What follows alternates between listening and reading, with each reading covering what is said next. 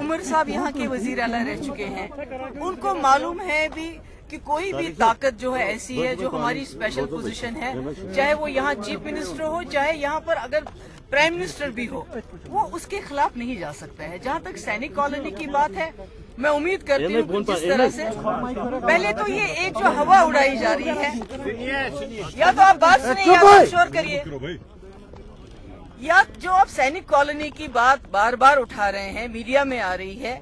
पहली बात तो ये है कि ऐसी कोई भी लैंड अलॉट नहीं हुई है। दूसरी बात ये है कि जो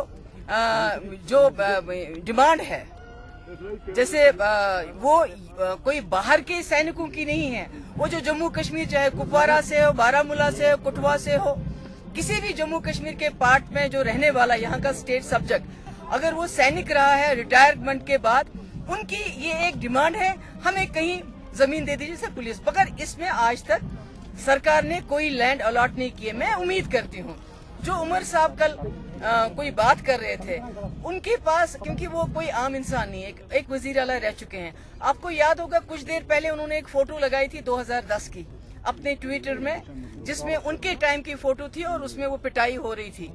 तो मैं उम्मीद करती हूँ इस बार उन्होंने ये गलती दोहराई ना हो, क्योंकि उन्होंने किसी कागज का और वगैरह वगैरह रेफर किया।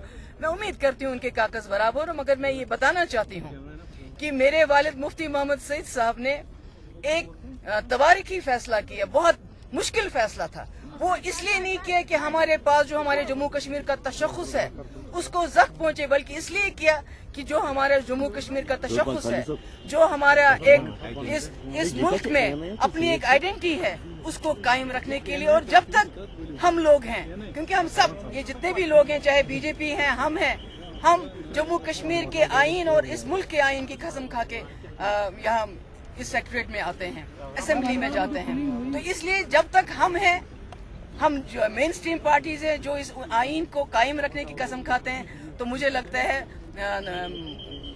उमर साहब जैसे लोगों को जो खुद वजीर आला रह चुके हैं, उनको इस किस्म के वसवसों में नहीं पड़ना चाहिए। क्योंकि पहले तो मुझे समझ नहीं आता, सर्दियों में सब माहौल ठीक होता है, जब यहाँ समर आता है, मौसम ठीक हो जाता है, टूरिस्ट का आना जाना शुरू हो जाता है, और अल्लाह ताला का शुक्र है माशाल्लाह टूरिज्म अच्छा चल रहा है।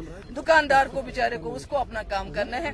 उसी वक्त ये अफवाहें क्यों, कभी नीट, कभी बाहर की कॉलोनीज, कभी सैनिक, कभी कुछ न कुछ क्यों करते हैं ये ऐसा। मुझे लगता है कि हमारे लोगों को, मेरी आवाम से अपील है कि हमने आपके तशख्खुस की डिफेंस करने के लिए, उसको प्रोटेक्ट करने के लिए हमने कसम खाई है, हम वादा बंद है। ये खाली महबूबा मुफ्ती पीडीपी की बात नहीं है, जो भी इस असेंबली में आता है हम उसके वादा बंद उतने ही है जितने हम हिंदुस्तान के आइन के वादा बंद है। इसलिए ये इस किस्म की अफवाहों में ना आए और अपना काम काज अच्छी तरह करो। हमें मौका दें या अच्छे हालात रखने का, ताकि हम जम्मू कश्मीर को इस मुसीबत से निकाल सके। बहुत बहुत शुक्रिया।